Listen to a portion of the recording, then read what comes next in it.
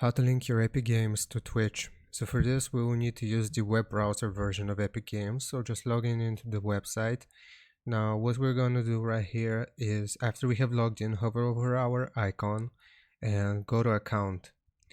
Now once we're taken to the account page here, we will scroll down, and from the left hand side we want to click on apps and accounts here, and you will see an option to connect to Twitch. If we want to connect it to Twitch, we'll just click on this connect button.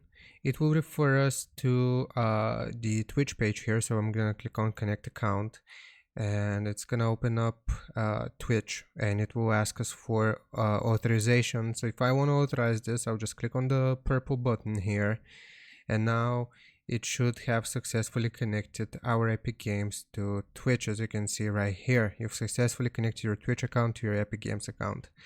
And that's how you do it. I really hope this helps you out. Leave a like and sub, and I'll see you guys and girls next time.